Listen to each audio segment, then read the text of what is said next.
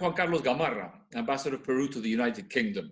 And continuing with our cycle of podcasts on the World Heritage Sites located in Peru, this time I'm pleased to introduce Rosabella Alvarez-Calderón, who will talk to us about the 3 Peruvian cities that are also World Heritage Sites: the city of Cusco, the historic center of Lima, and the historical center of Arequipa. Rosabella is an archaeologist, urbanist, and a professor at the Department of Architecture at the Catholic University of Peru. She is an active member of the Architectural Heritage Research Group of that university and co-founder and director of Activa la Huaca and Huaca Fest projects. She holds a master's degree on design studies in critical conservation from Harvard University.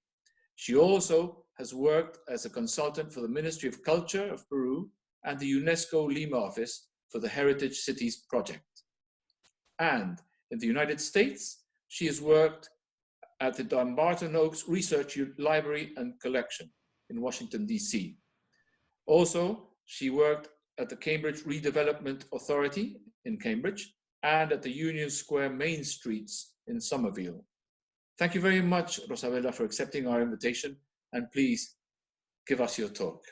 Good morning. So I've come from the field of archaeology, where basically we study cities by studying the cities and their people and their pasts from the material point of view, from studying the objects left behind by the people. So basically it means that when I started going into the field of urbanism and conservation, I already came from the advantage of this very holistic and interdisciplinary point of view. I come from the School of Archaeology in Católica, which has a very, even though it was founded with a very historical and art history point of view, mostly by Europeans, it ended up developing a very anthropological viewpoint. So as an archaeologist going into this field, basically I try to understand cities as these places that bring together people, energy. What is it that draws people to cities and compels them to build and express and sometimes even destroy? So when I graduated from the program in critical conservation, one of the things that I decided to do was that said, I know a lot about conservation, but I don't know a lot about how the city works. So I decided that I needed to work in places where I would learn more about the conflicts of the city, what are the forces that are shaping the city, and what are these complex inequalities, and what is it that drives people to build, to preserve, what are their values, what are their meanings, what are their significance. When I came back to Peru, the year after I came back, I started working with UNESCO for the Heritage Cities project. And I've made a lot of visits to the 3 main cities, apart from others which are in the tentative cities list, which is Cajamarca and Trujillo. But a lot of visits to Cusco, Lima, and Arequipa. A lot of my work involved not just observing and reading, but also seeing and conversations not just with city leaders and important actors, but also with people who are, in a lot of times, they worked in the very small municipalities, and they did not have access to a lot of resources, but they were very observant and they had a lot of empathy and desire to improve the places where they lived, because in many places they were members of the community there. So they had they were not judgmental at all. They just try to be empathetic and try to understand why is it that people do what they do, what shapes cities, what are the energies that shape cities. And a lot of the things that I try to understand is how is it that the immaterial aspects, the value aspects, the thing that gives cities life, the dynamic, the economy, how is it shaped and how does it shape the built environment? For instance, the current master plan for the Lima Historic City has done a lot of effort to accommodate and incorporate the 2011 recommendation. And what I really like about this approach, and especially the way in which different experts around the world have tried to explain and involve how much, what does it mean about it, it's because it's not solely about built heritage. It's also about how built heritage shapes and is shaped by the actions of people, the values of people, the significance of people. And the ideas about historic urban landscape, it also involves about the inequalities and the challenges that many of these cities are facing. For instance, Cusco is one of the earliest inclusions to the World Heritage List. It was included very early on in 1983, and the inclusion is the entire city of Cusco. But Cusco, for instance, has become its economy has become very embroiled in tourism. There's been a lot of not just gentrification, but commercialization of the historic city center, which means that Cusco, in terms of material conservation, is in beautiful shape, but people are moving out. People are moving out and the neighborhoods are starting to disappear.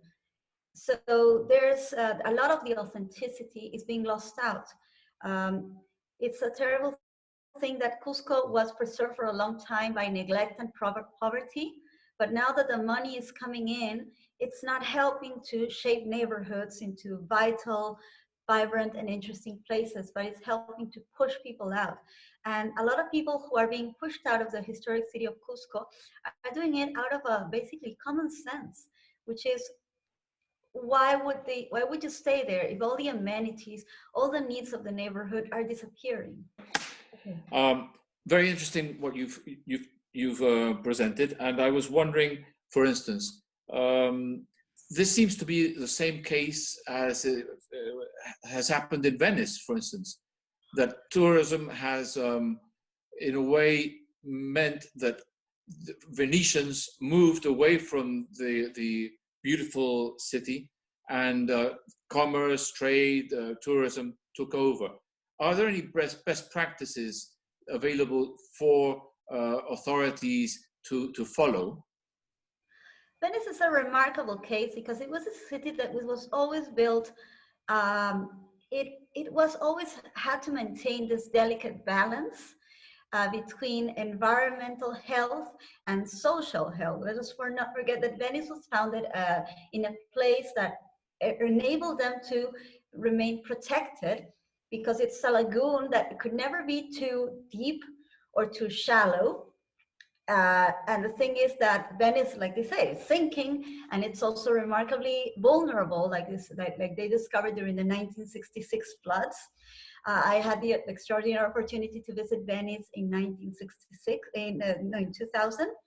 And I remember going into there was a church called Santa Maria sopra Minerva, and they had put a line that said, this is the water level for the 1966 floods.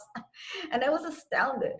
And I realized that how many people are being drawn to Venice because of its beauty, because of its authenticity.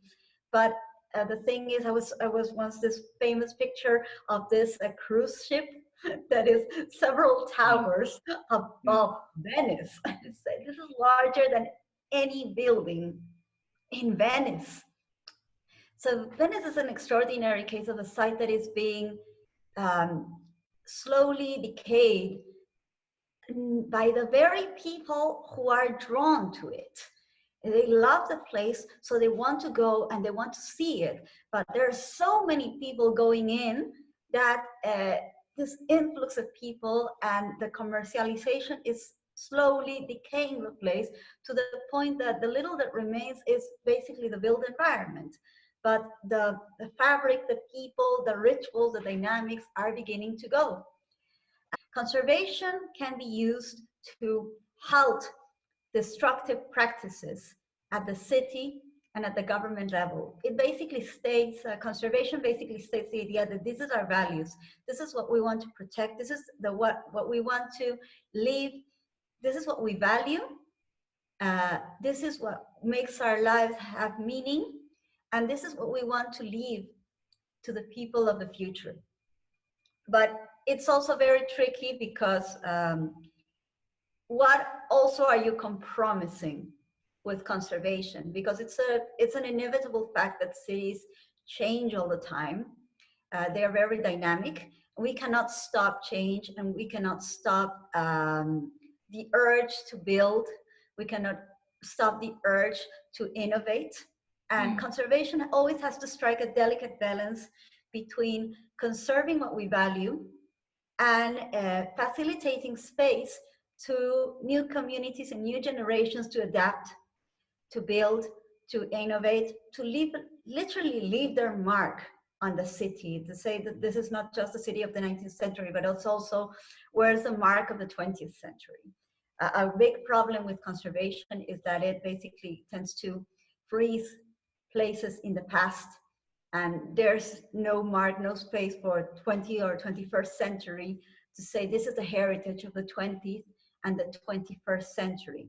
Thank you very much. That's been really very, very interesting. I feel that we could have gone on and talked about, for instance, I'd be very interested in knowing if you think there's any place in Peru that has been left out up to now from being nominated as a World Heritage Site. Do you think that we still have a place with outstanding universal value?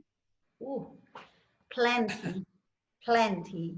For instance, and the thing is that what we want to achieve with the outstanding universal value, there are many places on the heritage list, but I think that a lot of what happens is that we have to refocus our idea of what we want to achieve with the World Heritage List. For instance, a couple of years ago, I found out while I was working with UNESCO, I remember my then supervisor Enrique left me this pamphlet on the Creative Cities Network.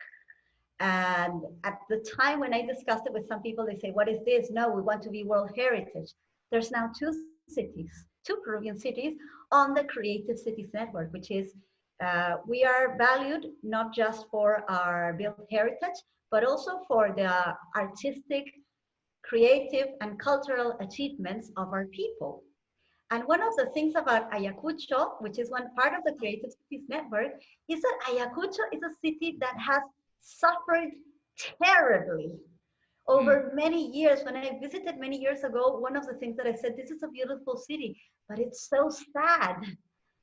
It's so sad. I say, yes, we suffered terribly from violence. And it's sometimes hard to find a reason to smile again. But then again, they are also the center of, for example, Ayacucho is like one of the bucket list things for any young person in Peru is to go and visit Holy Week in Ayacucho. So yeah, I think that there's a lot of places that are still remarkable, that don't have a lot of tourist infrastructure. And as tourists that go there, it's also a responsibility to be responsible. Try to not encourage exploitation, but try to see sites in a different way. We have a lot more beyond historic cities. And I think a lot of the extraordinary places that we're going to continue adding have to do with other ways of understanding cities, communities, and people. Excellent. Thank you very, very much, Rosabella. It's been fascinating talking to you. And I hope we will be able to have further conversations throughout these coming months while we celebrate the Peruvian Bicentennial. Thank you very much, Rosabella. Thank you very much. Thank you to all.